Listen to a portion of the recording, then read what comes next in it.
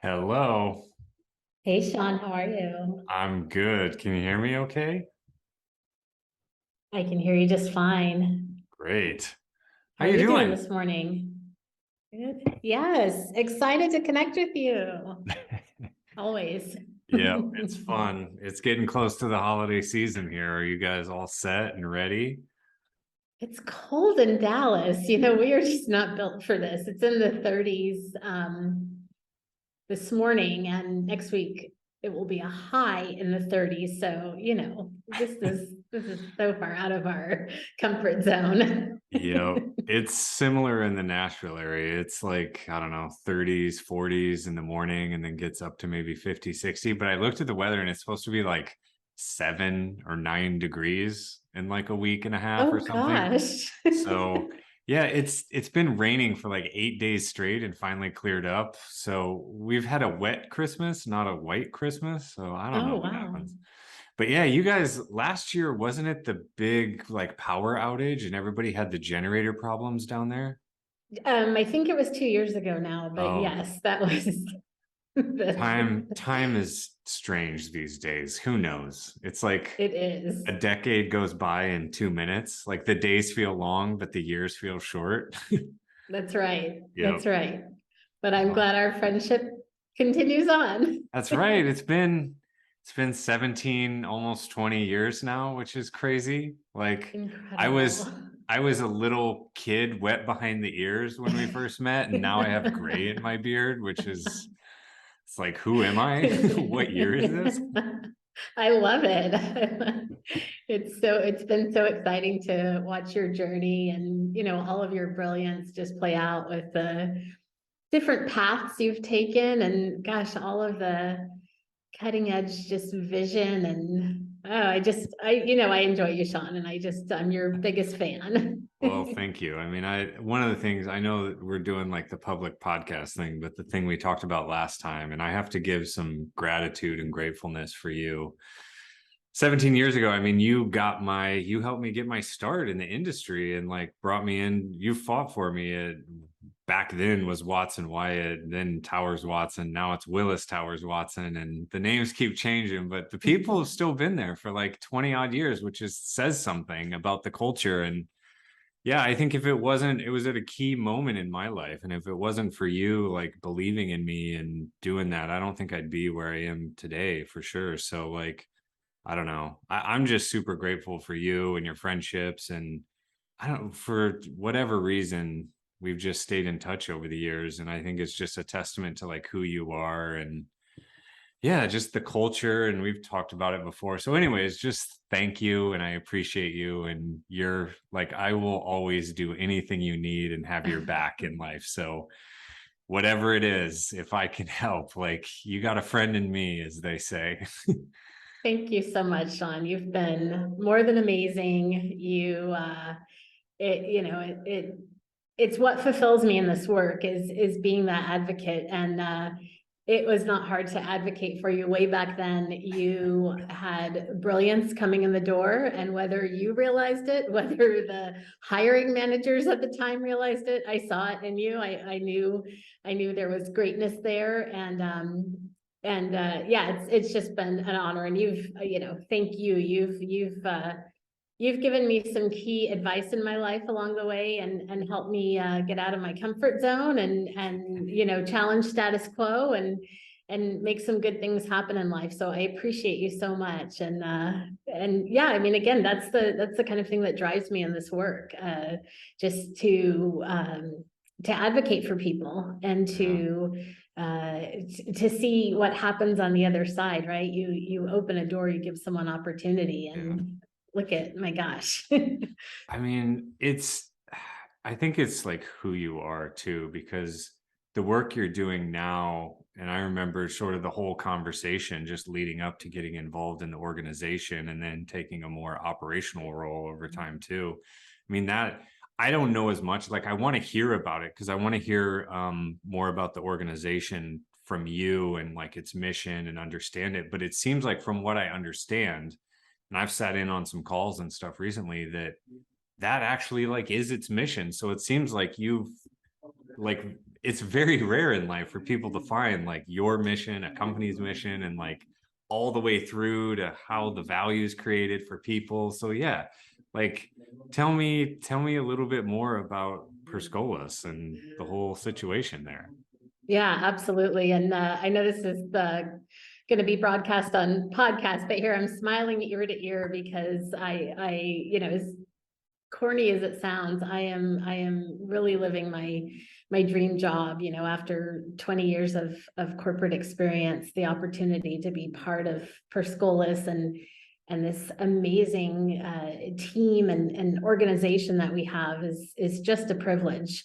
So yeah, let me frame it up for you. So the mission at Per Scholas, right, it starts with our belief that a thriving workforce is really starting with equitable access to education. Mm-hmm. So we're a national nonprofit, and we advance economic equity by increasing opportunity. We provide rigorous technology training. 85% of our learners are people of color. About 30% are women, though we do have some courses which are specifically designated for women. Some of our courses are 100% women. And it's key in so many ways for me, Sean. First and foremost, you know, reaching out to communities of color who have often been underrepresented in technology. You know, I look at people who look like me, who may have had a background like me. I was a teen mom, I think you know that. And you know, there's so many people out there that are so brilliant and just need an opportunity. Yeah. They don't need a handout. They need a door open. They need you know, they need an on-ramp. Yes. And especially with tech and all the greatness that tech is, we hear all the time, whether it's Silicon Valley or elsewhere, right? People of color are such a small percentage of the population. They're underrepresented, as I said. And so it's a phenomenal opportunity to be part of impacting not only our learners, but when we have folks go through our program, when they take our 15-week technology training course, they get certified, they get the tech skills, but they also get job skills. So learning, you know, everything from resume prep to elevator pitches and all those things that you need, because your resume can look great, right? We know this, but then what happens when you get to the interview table, right? Right. And so, yeah, it's just very rewarding to be part of an organization. I mean, at this point, we've trained more than 17,000 individuals. Wow. And we're in 20 campuses. And we have been growing at a phenomenal pace. So my story is I was introduced to Per Scholas back in 2015, I think it was. I was at a technology conference. I was an employer. As we do it at technology conferences, we meet a lot of people. Yeah. And something about the Per Scholas mission just really caught my attention. Not just one more path to finding tech talent, but really hearing about this organization and understanding that Per Scholas provides no cost technology training to our learners. So that 15-week program, technology certifications, career skills, this comes at no cost to our learners. It's all through funding. Mm-hmm. And that alone piqued my interest to say, wait a minute, you're doing something really special there. And timing was everything, because Per Scholas was opening the doors in Dallas. And so I got connected very early on, kind of saw things from the ground up, at least in Dallas. Yeah. And was invited to chair the advisory board here in Dallas, later invited to be part of the national board of directors based out of New York. Yeah. And only gave up those prestigious, what I viewed as prestigious seats, because this job became available. Our people team here at Per Scholas was being created and I needed someone to come and lead it. And so it's been a blend of my experience and my passion. Yeah. That's amazing. I mean, you're so right. I mean, that word on ramp, and I can only, the thing that stuck with me over 20, 25 years is I remember at the very beginning of my career, and this was like, so I had done the internships with the big actuarial consulting firm, PwC. And then it was like 9/11 happened and the dot-com crash happened and the economy went to crap. And it's like, we've been living through that, you know, in the past 10 years over and over again, it feels like. So it was like, okay, you just got to find something to do. But I remember the feeling that I had. And the feeling was, I have so much energy that I just need a place to direct it. And like you said, I just need someone to open a door. And it's like a Ferrari in a garage, just waiting for someone to go, like, open the garage door and point at the racetrack. And it's like, Yes. watch out. Right. And I feel like there's so much of this out in the world. And I think that might be what you're tapping into and your organization is tapping into, is that very human desire. Like, look at all of this skill I have. Look at all of this talent I have. Look at all this energy I have. I just need a couple little things and watch me fly. And it's like, oh my gosh, where do I go to get that? Because it's that on-ramp, that door, that first step that I just keep beating my head against the door and I can't get in. And to me, like, the organizations like yours are so critical, because I just look at like the macro state of the world, and especially the United States, notwithstanding the rest of the world, but the talent and like the generations that are leaving the workforce, and the folks during COVID who said, I don't want to work anymore, and have left left organizations. And we will have a gigantic talent shortage across so many different disciplines, that if we don't find a way to start to get people in and skill that whole ramp, like, our society is going to be in trouble. And so it's like, who's doing the job? And what, it's like Per Scholas, like, are there others? But I mean, you tell me, like, how many folks are just sitting there waiting to get in that you can't even service right now because you don't have the capacity, the bandwidth, the capital, you know, whatever it is. Like, what percentage would you say, like, still is left, quote, out in the cold in this area? Yeah, Sean, you're spot on. This is a real issue. It's hard to say how many people are not being served. Yeah. But I can tell you for sure we have wait lists for our campuses. But the beauty of Per Scholas is we serve adults of all ages. So this is not just an alternative to college. While yes, some folks come to our program straight from high school. Some many have tried that community college route and you know taken that path that doesn't always lead to graduation. But also, Sean, we have people exactly like you described, individuals who may be working retail, may have been driving Uber, may have been doing a variety of things. I've also interacted with learners who, you know, I can think of one of our learners spent a whole career in city government, you know, retired, and then she said, you know, what am I going to do next? Right. And so one thing that I personally get satisfaction from, if you look at any of our classrooms, you can find on occasion a 20-year-old next to a 60-year-old, and they're learning together and they're inspiring each other. And so we have really diverse learners, and I was going to say diverse classrooms, not just ethnicity, not just gender and so forth, but paths in life, right? We all get to that point where we just need that opportunity. There are so many Ferraris in the garage, as you said, Sean. Yeah. So it's really incredible. So I told you the 17,000 number in terms of our alumni overall, but let me give you some perspective about our growth. Yeah. So last year we trained just under 2,000 learners across the country. And this year we're on track to train about 36, we'll end the year about 3,600. Wow. And then we'll continue to grow. So we've been on this upward ramp. There were probably 7 campuses when I started in 2019, started as an employee. Right. There were 4 when I started as a board member, but in 2019 we had 7. And again, today we have 20. So we have continued to grow very quickly, and even through the pandemic. Yeah. Our CEO, Plinio Ayala, is so passionate about the work, as we all are, but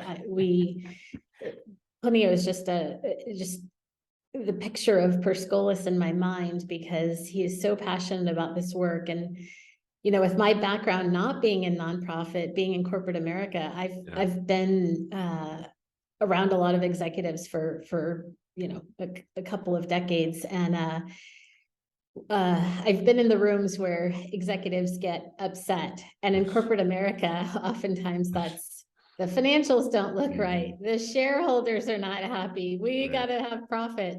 That has not been my experience at Per Scholas. Our CEO, Plinio, he gets passionate about how can we help more learners? How can we take our mission further? How can we make an impact? Because it's impacting the learner, their family, the community. You know, that's where we get our satisfaction at Per Scholas, is really making that impact. And I mean, that to me sounds like the ultimate growth loop anyways. I mean, what you're really describing there is staying totally focused on the point of value for your quote customer, right? But you almost have like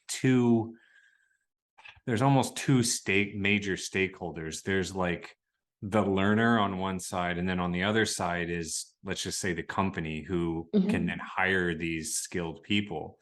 And then in the middle, and this is a piece that over the years I've become more and more passionate about, is, and you tell me if this is not the right word, but it sounds a lot like apprenticeship. And versus rote memorization of facts and figures in a textbook, apprenticeship is, this is the skill that I use in order to do a job and create value for my company, other people. And I just get this feeling that like your organization is more towards the apprenticeship model, and that might be why it's more successful, and why folks that maybe didn't have great luck in community college could have much more luck here, because it's like, this is exactly what I'm going to do on a day-to-day basis. And then when those companies come and interview or hire these folks, it's like, oh yeah, well, I've been doing this. Like in the classroom, I'm doing, you know, yada, yada, yada, and 1, 2, 3, and 4, 5, 6. And this is what I learned. And it's like, oh, well, actually you could do it here too. It's the same process. It's just the name on the door is different now, you know, and like I'm getting a paycheck now, which is cool. And you're creating value for the org. But it seems to me like this value point and growth loop for y'all is really that. I mean, that's why these B Corps and even not-for-profit, it seems to me that having that individual impact on people's lives is like such a huge positive loop, because I can't imagine that someone goes through this program and, you know, changes their skill set, their career, their life, whatever. And then they're like, Per Scholas. I probably feel like they're going to have it has a good brand. Let's put it that way. Yeah, I appreciate that, Sean. So I love the analogy to apprenticeships. And I just want to distinguish us just a little bit, because there are some organizations that do what we do, or similar work. And the formal apprenticeship is part of their model. Our core model is really about putting people into full-time jobs, right? And so the training is very rigorous. Let me tell you a little bit about the experience. So 15 weeks, Monday through Friday, 9 a.m. to 4 p.m. Now, Of course, there's variance. We've got different campuses playing with, alternative schedules and things to be even more accommodating. We do have remote training and in classroom, but it is an all-day program, Monday through Friday for 15 weeks. Mhm. And the learning does not stop at 4 o'clock when you walk out the door. Our learners then go on to spend, on average, I'd say probably 2 to 3 hours each evening studying and preparing. So it is very rigorous training to prepare them for the certifications. And the other piece I want to share with you is, I love that you said we have a strong brand. I appreciate that, and of course I'm biased, but from an objective standpoint, our model is proven. So we have participated over the last decade and a half. Per Scholas has partnered with best-in-class researchers to conduct 2 randomized control trials. Of course, those are the gold standard of evaluation. And so each of the evaluations have proven that Per Scholas learners are more likely to work in tech, less likely to receive public benefits, even 8 years after the fact. Wow. And in fact, the research found that there is an $8 return to communities and local governments for every dollar invested in Per Scholas training. Holy moly. 8x ROI. Yes. What? That's crazy. That's I know, nuts. Right. And our graduates earn $30,000 more than their peers over 6 years. Wow. So it's not just feel good, we like it, this is proven. This is changing lives. This is changing communities. I mean, that's crazy. Because you're talking about like 4 months. A little bit more than a quarter. Like you can literally change your life in a quarter of a year and be on a completely different trajectory.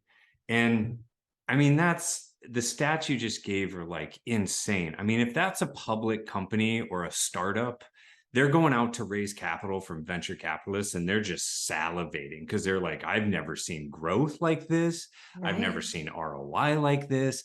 And I think, so I sat in on the call last week, and on the call was a member of your organization, a member of the Koch Foundation, which is like, it's up there with like Bill and Melinda Gates Foundation, and then a gentleman from Google.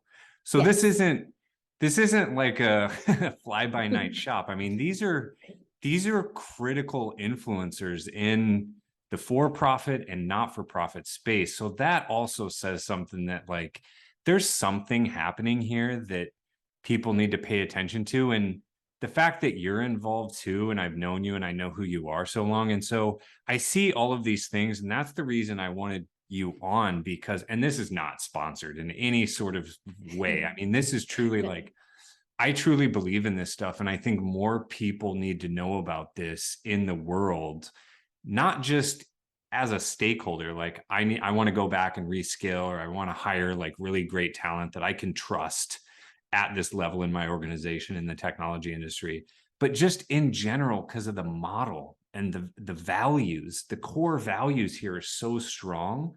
And I think values are a because behind every organization is people. You remove the people, your organization ceases to exist. Doesn't matter what it does, for profit, not for profit, ceases to exist. And then right after that is values, which communicate culture. And I think that's the basis of like super high powered growth, because you align on belief systems, on values, and you draw a line in the sand and you say, we're definitely on this side of the line. And that becomes a decision point upon which all things are filtered through. And so then you get really great alignment and things start to compound faster and faster. So, I just find the whole mechanics of this, the societal good and all of that is incredible, but also the mechanics of this are also incredible. I guess my question is, have you found like tweaking the model has that happened, or did y'all and the founder just find, like, for lack of a better word, product market fit right out of the gate? And the other question to me, I mean, this is a lot here. I'm just throwing BBs at you, Montreece. But the other I'm question I ready. have is, like, how did it start with the companies, where in the beginning you go to the company and you say, hey, look, we got talent and they're going to do a good job, and you should really take a hard look at these folks. Like, that's a big question to me, because that's a fundamental piece of the equation, that if that doesn't work, the whole thing kind of breaks down. Yeah, Can you absolutely. talk about some of that a little bit? 100%. So I'm smiling as you're asking that question, because it really goes back to our roots. So Per Scholas has been around for more than 27 years. We started out in 95 in the South Bronx of New York.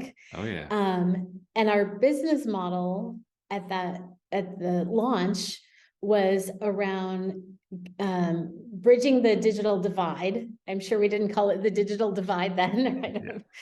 I don't think that was even a term that people knew, but our mission at that time was around getting computers into the community. And back then, I mean, you had the big clunky PCs that cost a couple $1,000s at least.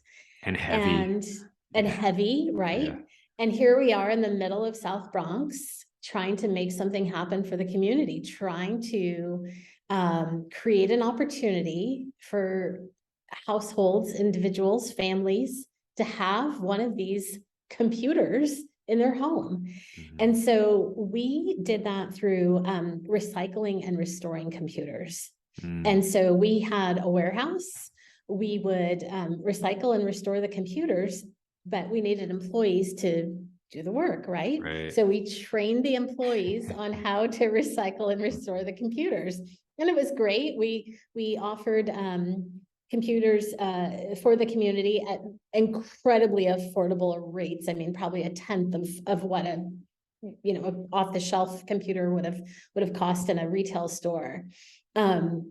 But what we found, and getting to the answer of your question, Sean, what we found is those individuals, the employees of Per Scholas way back in 95 in this warehouse in South Bronx, the employees were ultimately getting picked off by corporate employers in Manhattan and across New York who said, oh, you have the tech skills we need. Oh, you know how to restore a computer. Oh, you know how to work with the hardware. Oh, you know how to, right?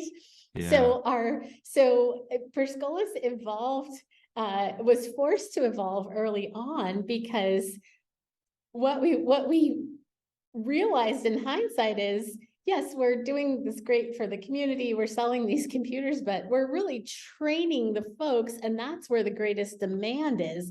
And that's how our model pivoted to really focus on training. How did they knew that they existed, though? If you're in a warehouse in the Bronx, how did a company in Manhattan get there?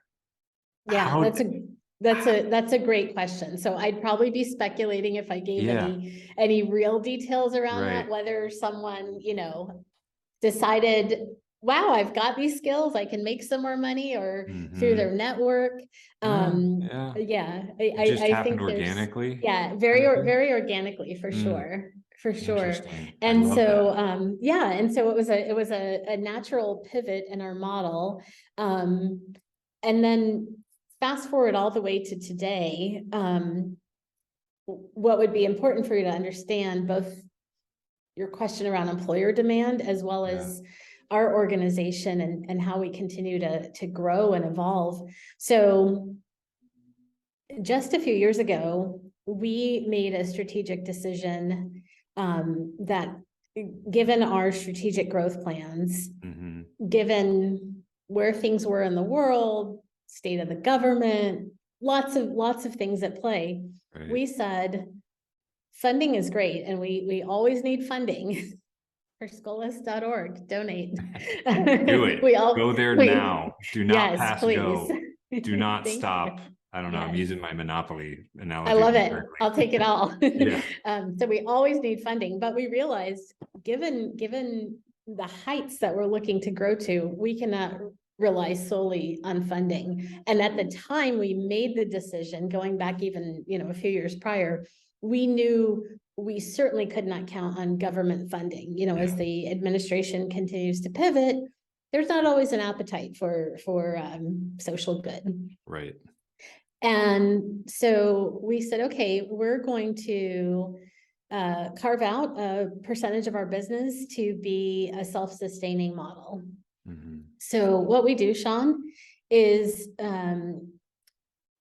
we have a small sales team. We reach out to employers like Barclays, American Express, like all the the prestigious names that we all know, right? Yeah.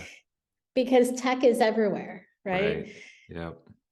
And we offer opportunities to provide customized training. And what that means is that if you're an employer, if Everett Advisors decided that you needed suddenly, let's call it 20 Java developers, or maybe it's, IT support, whatever curriculum is most relevant and in need for your business, we can train a classroom at a time for you, or multiple classrooms at a time. That's crazy. And again, we've got 20 campuses across the country. Yeah. And so when we do that corporate employer funds the cost of a full classroom. Oftentimes an employer doesn't need 20, but maybe they need 10 to 15, right? Right. And so in our best relationships with corporate employers and in these customized relationships, and in our best examples of this, the employer comes on site every week. So I mentioned this career advancement training is what we call it, this professional development, professional development. Right. The employer is on site when we're doing mock interviews. Guess who's sitting across the table from the learner? Good. Right? Good. Guess who's Game time working with them on the situation. resume? Exactly. Yeah. So for the employer, it's such a win-win because, okay, here's your talent. Your talent is going to be trained in exactly what you want because we customize. Yes, you need a Java developer, but like you said, ABC 1, 2, 3, this nuance that is beyond what I do in my day job, Sean. This technical need that this employer has, right? We customize that. So they're getting a classroom of individuals with exactly the skills they need, but they have the benefit of being on campus with those learners each week if they choose to do so. And so it's not just a Per Scholas corporate employer relationship, it becomes a corporate employer and my potential new employee that I'm getting firsthand access to. It goes beyond that 1 hour window where you sit down in your best suit and you give your resume and you shake your hand, right? Yeah, it doesn't work. It's not as good. That's super interesting because what I'm hearing you say is like push button, get talent. And talent custom suited. It's like bespoke. It's like a bespoke suit in London. It's like, except it's the perfectly fit puzzle piece for your organization. And you just got to wait 15 weeks, and you get to help design it, and then you can meet the folks at the same time. And that's really, really interesting. Because you do your strategic planning at the executive or corporate level, you do your reorg, or maybe just double down on your org. You know what your milestones are and some of your roadmap. And then you look at your resourcing and you're like, well, we're light here. We need 17. Where am I going to find it? Well, typically just the interviewing process can last 4 months anyways to try to find, hire, filter, sort, waste a lot of the employees' time inside the organization doing all of that filtering. Or I could just push button, get talent, and contact Per Scholas, and then I'm guaranteed. It's almost like guaranteed fit, which that's the big thing is fit. And I also love the whole like over time rather than the 20-minute conversation, because that never works. I mean, I've been on both sides of those equations. It's like everyone just, I mean, I had this conversation earlier this week with a person who does hiring at the executive level for startups and PE companies. And it's like, you don't know, everyone's posturing, everyone has a mask on. And it's like, well, how do we get the mask off on the company side, on the person side, and just figure out like, is it good fit, like who we actually are? And it sounds like all of this is just a much better system for finding fit. And Absolutely. and it creates value on both sides. Like I get skilled, I get a paycheck. And then on the other side, it's like I get high quality talent doing exactly what needs to be done without worry. And then you don't have to come on the job too, and then go through the training period, which is a long time and unknown. And then people sort of drop out. And there's always some attrition stuff. You can't get away from it. But yeah, it sounds super compelling. I'm not surprised that it's working at all. And yeah, every company is a little bit different. Every environment's different. So to be able to like custom design that program, and you guys have been doing the model for a long time. And then the other thing I'll say, which I've always been kind of curious about, is like the whole problem I've had in the not-for-profit space is twofold. One is self-sustainability, because it's so hard to keep the money flowing in to support it. And so if you can find almost a business model that helps support that on some minimum level, then you can go forever and get like infinite runway. You're just not trying to like produce every drop of profit you can. And it sounds like this is in that, which is really cool. And then I forgot what the other one was because it slipped through my mind. Well, you're But spot on, Sean. You're yeah, spot on. Yeah, that revenue is yeah, it again, it's not the corporate money grab. It's not the focus on profitability. It is an engine, it is a lever to help sustain Per Scholas. That's yeah, exactly what it is. I love it. Yeah, and thank you for your point about yeah, that connection to employers and just the fit, the ease. I you know, in my work, you know, hearing you understand and probably empathize a little bit with, you know, a recruitment process can take 4 months, and why not just call Per Scholas and Right. you know, get the right people. Absolutely. Yeah. And like you said, I mean, the talent that they need. And again, I mean, the our focus on diversity, you know, I just would say is the added plus and probably what True. differentiates us. You True. know, any company can put out a post. Again, we have real inroads with communities of color and women, and so Yeah, you know, tech DEI. companies and many companies are you know, saying they can't find you know, talented people of color in tech, and You've yeah, we've got the yeah, you're that a is who we are. pipeline. You're a pipeline. Yes, I mean, DEI is a big deal, and it should have been all along. And it's like, let's look at skill set instead of the other stuff. But right. I'm even seeing now, because I follow these things like CEO Daily and CFO Daily and McKinsey and all of that, right? I mean, you Yeah. just kind of like can't get away from it when we start where we did.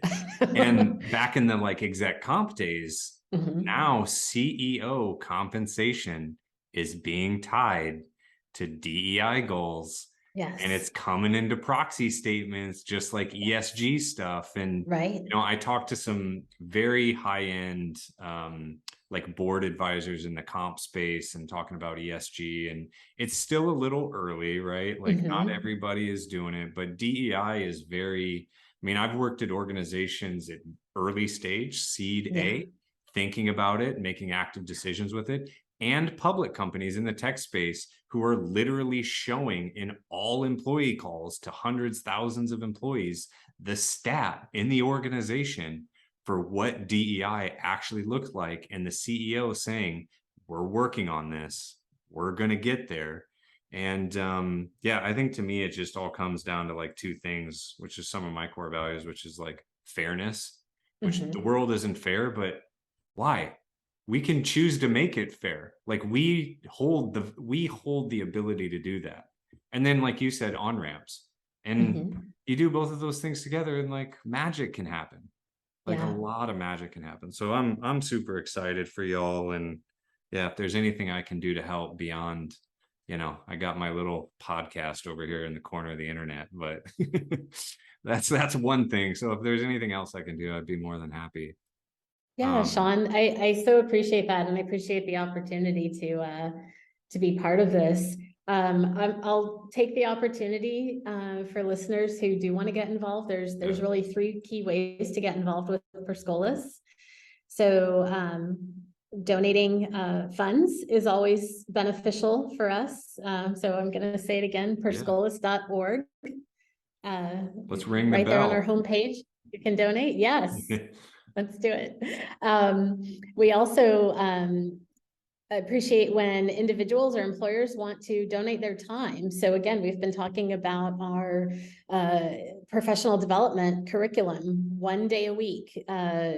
Our learners are focused on, as we said, resume prep, soft skills training, right? Elevator pitch. And so getting volunteers, whether or not you're funding an entire classroom, you don't have to be funding anything to come and get involved and give your time and interact with learners and give them some perspective on yourself and your business and just offering advice on how to get ahead in the corporate world is very beneficial for us. And folks can reach out to me on LinkedIn if they're interested in connecting. I can, depending on location, can just get them connected with the local campus. So again, Montreece Smith, Per Scholas. I'm sure you'll have it in the show notes or something. Yeah, I'll link your LinkedIn into the website too as well. So yeah, we'll get that taken care of. Wonderful. That would be fantastic. Yeah. So donation of funds or time is fantastic. And then the obvious, we've been talking about it, but as an employer, you need to hire our talent. Would love to hear from you. Would love to get you connected with our rich pipeline of talent, whether it's individuals who are graduating. I'm here in our Dallas campus today, and we're going to be graduating our next cohort of individuals. It's an exciting time. I was in Columbus, Ohio recently, and we graduated our first Tech Women of Color cohort, which was a tremendous opportunity. The entire cohort was women of color, and just so proud of these women and all that they have accomplished. And it was a big deal. We had some local government in attendance and speaking, and it, something we're so proud of. But yes, love for people to get involved, whether you want to donate money or time, or you want to hire our grads, please reach out. Per Scholas has something to offer for everyone. I love it. Great. Do it. Do the thing in the holiday spirit. I think it's a good thing. Great. Cool. Well, I want to switch gears slightly because I'm very curious about the future. And so specifically with you, and I'm curious, like, where's your head at these days as you think about just the world, just Montreece Smith, and like, where do you want to go? What do you want to do in, let's say, the next 20 odd years, of life and professional life? Like, what are you thinking about? Everything that you see, the filter in your own brain that comes through your own heart. What are you thinking about these days? I'm very curious. So very interesting question, Sean. It is fascinating to see what's happening in the world today, and I'm sure freeze frame at any moment in time, and we can all start with that opening that, like, wow, it's such an interesting time, but this seems particularly interesting, right? We just lived through a global pandemic. Are we out of the pandemic, right? We've been in a global pandemic. Technology continues to, change at the speed of light. I am personally very curious to see what's happening with AI, Yeah. and all that's happening there.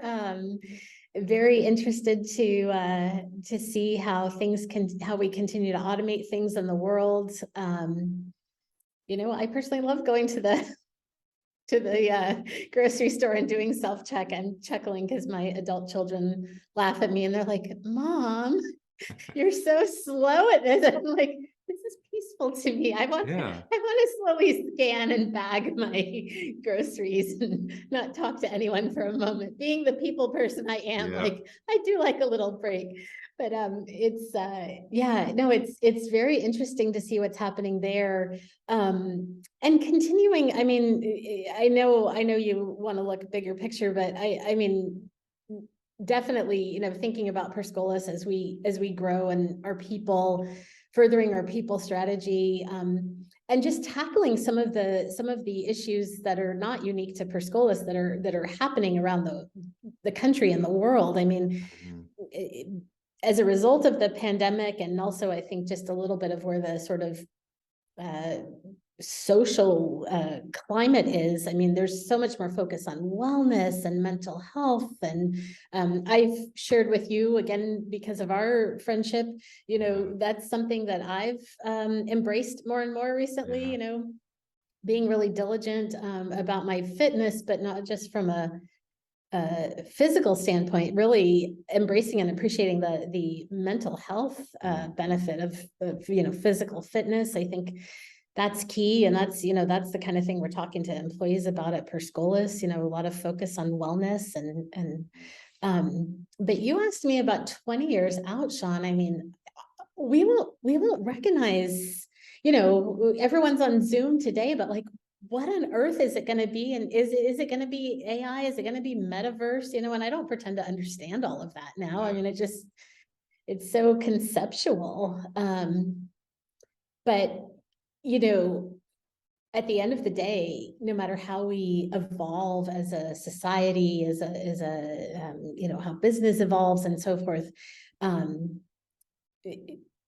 little cliche probably, but as a head of people and working in the space, there are things that I feel like technology can never replace, and it's the human aspect. And I'm gonna look to the pandemic. We all felt it, right? We were in our homes, we were isolated, and as we've started to get out, and you can hug your mother, or you can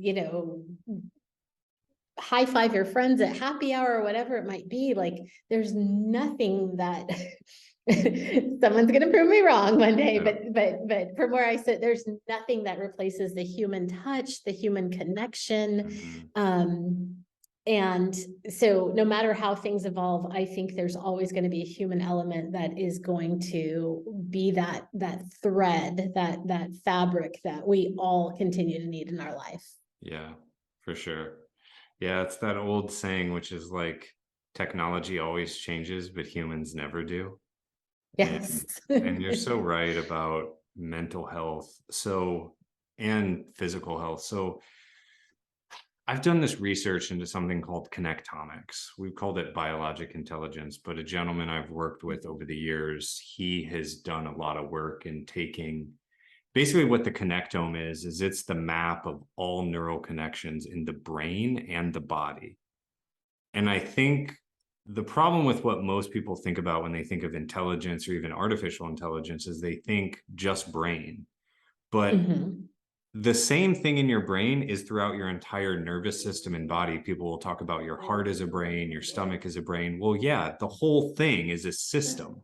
The whole thing is a brain. So people, I mean, if you go and have a massage in a certain area, someone like rubs your arm or your leg, it will trigger memories, which is crazy to think about, but it's true. And so I've often heard it called like a broom for your mind and your body when you exercise, and to take away. So we're so cerebral in some of the work that we do, and in the business world, it's so cerebral and like top heavy that we often lose sight of our heart and the rest of the body, and we sit in chairs.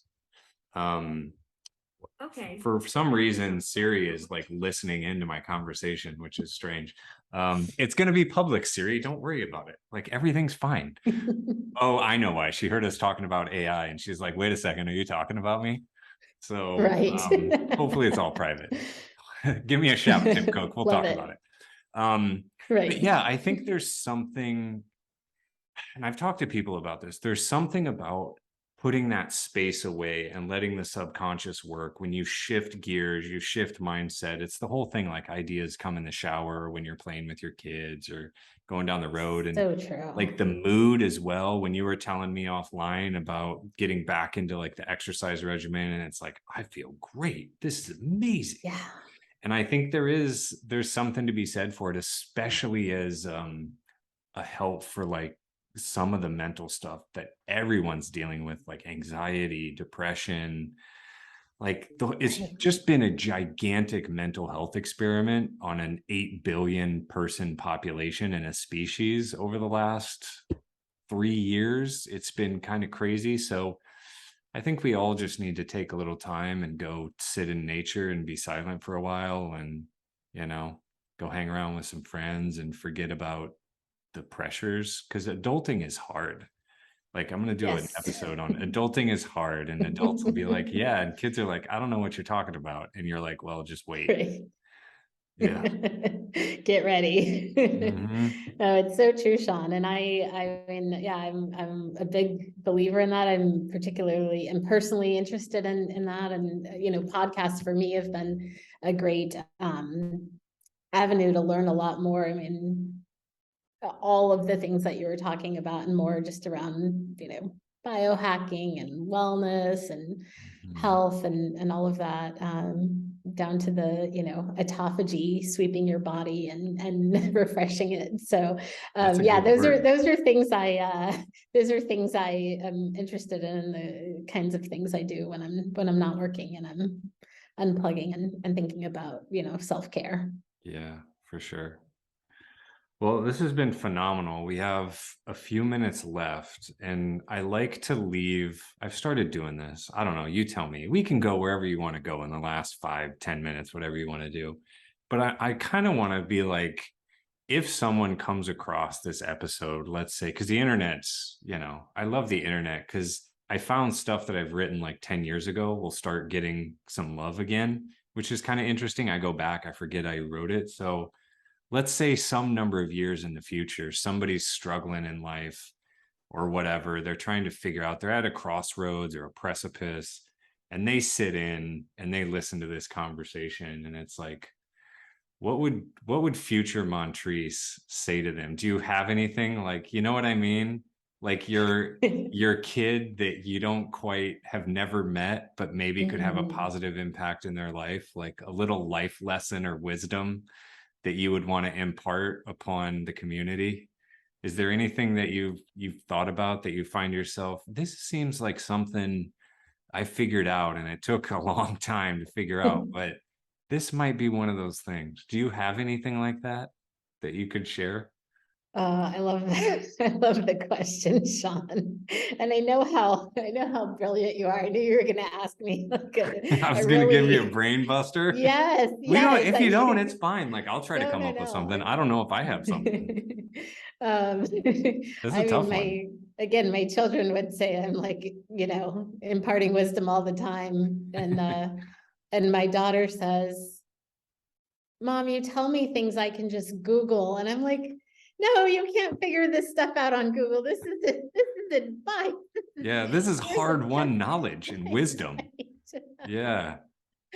So, you know, some days as a parent, I feel like I have been replaced by Google. I'm thinking about your question, Sean. I mean, oh gosh. I think that just like key life lessons, gosh, there's something to be said about patience. You know, so I remember, especially in my younger days, but you know, patience is an ongoing work in progress. in life, oftentimes we're so impatient to do the thing, to get the thing, right? Is it the job, the car, the house, the whatever, right? We're always in a rush. And you know, there is something about really enjoying the journey. And I know, you know, my children are rolling their eyes as I speak, I'm sure, right? But there is something about really, you know, living in the moment. Of course, you want to be strategic and you want to have plans and all of those, you know, wise things that of course we would tell someone, but don't miss the opportunity to thrive and to enjoy life and to appreciate who you are. Sean, you said you've recorded things and you've looked back. You know, I look back at who I was and who I've become, and you can't measure progress. You can't appreciate how you've grown and evolved if you don't have something to look back on. And so you've got to take your time and enjoy those moments in life and appreciate that it's not always going to be, you know, roses and sunshine. Yeah. You've got to grind through. You've got to get through the storm a little bit so you can appreciate when you've, you know, arrived on the other side. Yeah, I like that intention of patience, because when I hear it, like calm sort of washes over me. And I've I've recently gone down the spiritual TikTok rabbit hole, and it has really good vibes, which is really nice. I hesitate giving recommendations, but if you're feeling in life like you need good vibes, I would recommend spiritual TikTok. It's a season, but this calmness that you talk about, and like the presence of just being here and now and looking around at your life instead of in the future or in the past, and just being like, just look around and say, am I breathing in and out? Yes, I'm grateful for that. I have oxygen. Do I have water? Yes, that's pretty cool. I mean, if you're listening to this, you're on the internet, so it's highly likely you have power and electricity and you have some kind of shelter and food. But even in the worst case situation, like I think about it, being in entrepreneurship is like, well, if the wheels really fall off, like what would I do? It's like, there's streams, I can boil water. There's leaves, I can eat leaves. I can go to work at any number of companies. There's 25 million businesses in the United States that probably need some kind of help. Collating, taking out the trash, doesn't matter. So there's always opportunity to like better your life, but also be grateful for what you do have. And I think I've become more intentional about that gratitude the older I get, because life is the roller coaster. And the other mechanic I've heard, which is really nice, is like, yeah, it is a roller coaster, but if you remember being on a roller coaster, it's very exciting. There's stressful moments and you get done and your heart's beating and you're like, I didn't think I was going to make it, but you made it. And if you're still here breathing in and out, you made it through all the other stuff. So you can just have confidence that you can come to this next challenge in life with you're going to make it through whatever that challenge is.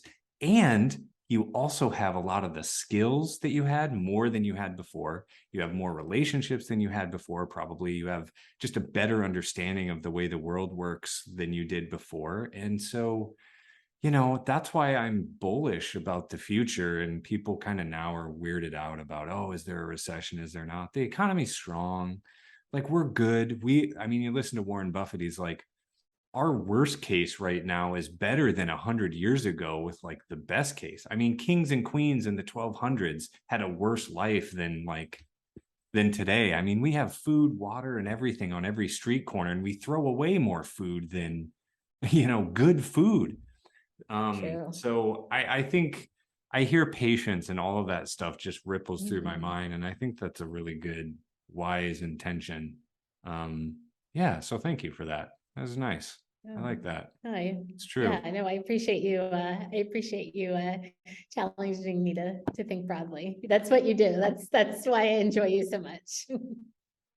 Well, we're on the internet now, so we're forever until they unplug the data center at, Mother Google or whatever. They're replacing parents now, I guess. Right. I tell But you. yeah, I also like the fact that you can find your moment of zen at the grocery store checkout. Like, the more unique those moments are, the better. So the next time I go to the grocery store and I check something out, I'm going to slow it down a half step. And I'm going to think about Montreece and be like, yeah, all the stuff you stand for. I love it. I appreciate that. Well, this has been wonderful, Montreece. I want to do it again. Keep me updated with everything that's happening with your world, all of it, like, I just love you to death. You're a really good human and you're highly capable and skilled and you have an amazing head and heart. So yeah, I'm a big fan and always will be. So if you need anything, I'm a keyboard away, Oh, thank you type so out a much, couple, Sean. smash the keys and I'll respond. I always respond. So You always respond. I appreciate you so much. Thank you so much for this incredible opportunity. Grateful for your friendship, grateful for this opportunity to showcase Per Scholas, and I look forward to coming back again in the future. yeah, it'll be fun. Well, I'll get the thing ready and I'll send it to you. You can review it before we ever, publish it or whatever. And if we need to make any tweaks, we can do that. Not a big deal. And yeah, we'll just go from there. Happy holidays. Have a great time with your family. And here's to a beautiful 2023. Thank you so much. Same to you, and stay warm through those single digit temps. You as well. I mean, sometimes it snows in Dallas, which is nuts to think about, but it happens. So stay warm yourself. You never know. Absolutely. Thank All you. right. Talk to All you right, soon, Montreece. Sean. Yeah. Bye-bye. Bye-bye. Have a good one.